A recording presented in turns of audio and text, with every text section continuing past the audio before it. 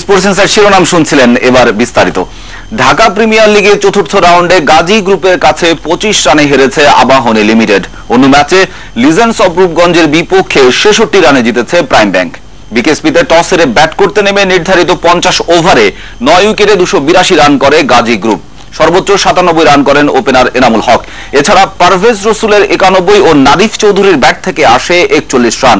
সাইফুদ্দিন ও অনিক নেন 3টি করে উইকেট। জবাবে আফিফ হোসেনের 76 রানের সুবাদে 257 রানে অল আউট হয় আবাহনী। অন্য ম্যাচে টস জিতে ব্যাট করতে নামা প্রাইম ব্যাংক 6 উইকেটে 284 রান সংগ্রহ করে। দলের পক্ষে সর্বোচ্চ 128 রান করেন রফাতুল্লাহ। জবাবে শুরু থেকেই নিয়মিত বিরতিতে উইকেট হারাতে থাকে রূপগঞ্জ।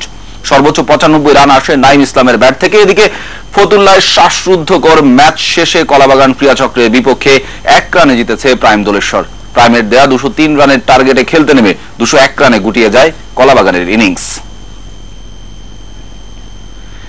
এদিকে গাজী গ্রুপের হয়ে দারুণ পারফরমেন্স করেছেন এনামুল হক বিজয়, তবে সেঞ্চুরির কাছে গিয়েও শেষ পর্যন্ত তা পূরণ করতে পারেননি। তাই আগামীতে এই আক্ষেপ খোঁচাতে চান তিনি।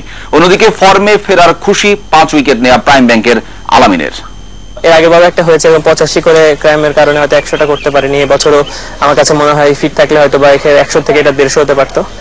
অবশ্যই এটা অপরচুনিটি, বড় একটা ম্যাচে বড় কিছু করতে পারলে, টিমকে ভালো কিছু দিতে পারলে নিজের কাছেও ভালো লাগে। তা আমার কাছে মনে হয় যে একটু অবশ্যই আক্ষেপ আছে, যদি রিটায়ার্ড হার্ডে চলে আসতাম হয়তো পরের বার যাওয়ার সুযোগ ছিল কিনা।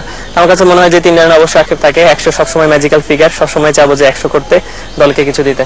ন্যাশনাল টিমে খেলি বা প্রিমিয়ার লিগে খেলি, যেখানে খেলি আসলে টিমের জন্য অবদান রাখাটা খুবই গুরুত্বপূর্ণ। ন্যাশনাল টিমে খেলে ন্যাশনাল টিমের জন্য মানে ভালো কিছু করলে ন্যাশনাল টিমের জন্য যেমন উপকার হয়, তেমনি আমি এখন প্রাইম ব্যাংকের হয়ে খেলতেছি।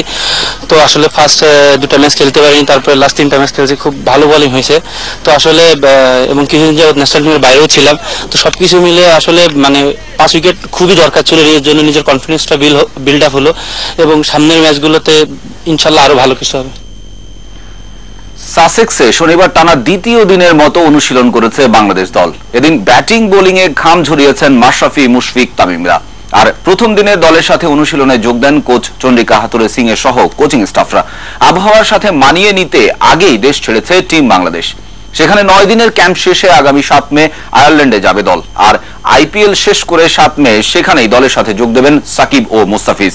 এর আগে 1 মে ডিউক অফ নরফোকের বিপক্ষে প্রথম প্রস্তুতি ম্যাচ খেলবে বাংলাদেশ। এরপর 12 মে ত্রিদেশীয় সিরিজে নিজেদের প্রথম ম্যাচে আয়ারল্যান্ডের বিপক্ষে মাঠে নামবে তারা।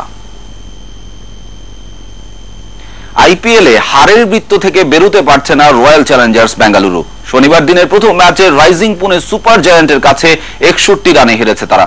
টসে ব্যাট করতে নেমে শুরুটা ভালো করেনি পুনে। দলীয় 18 রানে আউট হন আজিঙ্কা রাহানে।